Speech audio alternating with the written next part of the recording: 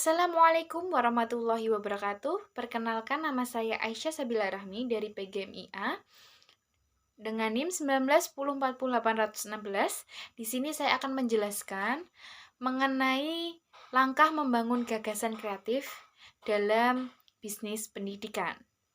Dalam membangun sebuah bisnis, kita perlu adanya sebuah gagasan kreatif, terutama apabila gagasan kreatif kita itu dapat mengikuti perkembangan zaman, maka bisnis kita juga akan berkembang sesuai dengan perkembangan zaman.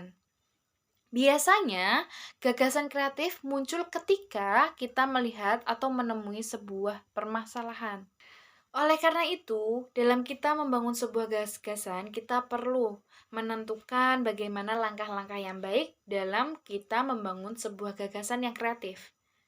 Langkah-langkah yang dapat kita lakukan dalam membangun sebuah gagasan kreatif yang pertama adalah mendefinisikan, yang kedua adalah meminjam, dan yang ketiga adalah memadukan.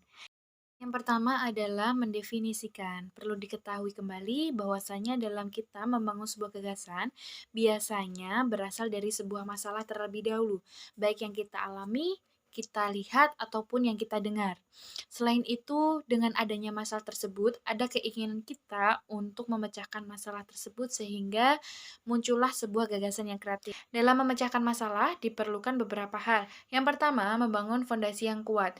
Perlu diketahui dalam kita memecahkan suatu masalah, kita perlu yakin, perlu membangun sebuah fondasi yang kuat karena pada saat nantinya kita dalam memecahkan masalah, pastinya di tengah jalan atau di tengah kita memecahkan masalah tersebut akan menemukan beberapa hal permasalahan yang kemungkinan tidak pernah kita perkirakan sebelumnya.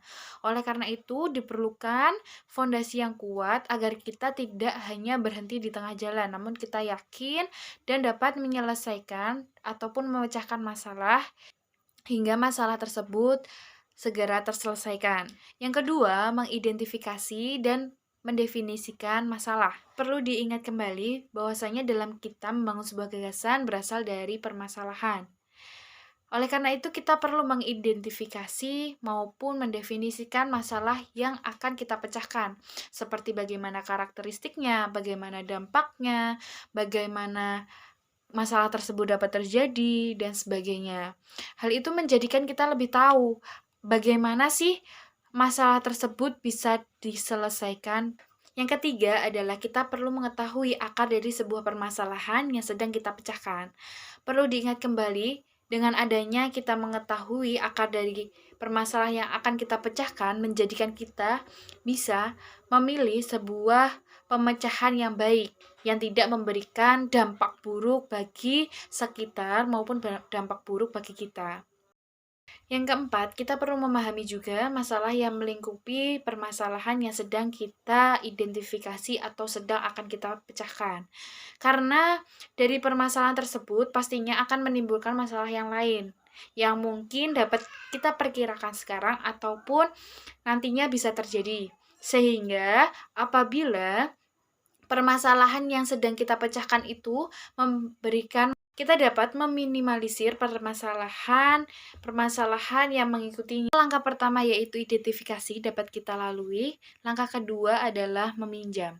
Meminjam di sini bukan kita meminjam barang ya, namun di sini kita meminjam sebuah gagasan milik orang lain. Karena pada dasarnya gak selamanya gagasan itu muncul secara tiba-tiba. Gagasan tersebut tidak hanya kita ambil secara mentahnya saja, namun kita padukan. Oleh karena itu, langkah yang ketiga adalah memadukan. Di sini, gagasan yang kita pinjam tidak serta-merta kita telan secara mentah-mentah ataupun tidak langsung kita gunakan secara mentah-mentah. Namun juga gagasan tersebut kita padukan dengan apa yang kita miliki ataupun apa yang kita punya. Sehingga setelah gagasan yang dimiliki orang lain, kita padukan dengan gagasan yang kita miliki akan menjadikan sebuah gagasan yang baru. Baik, kurang lebihnya mohon maaf dari saya. Billahi taufik wal hidayah. Wassalamualaikum warahmatullahi wabarakatuh. Terima kasih telah menonton video ini.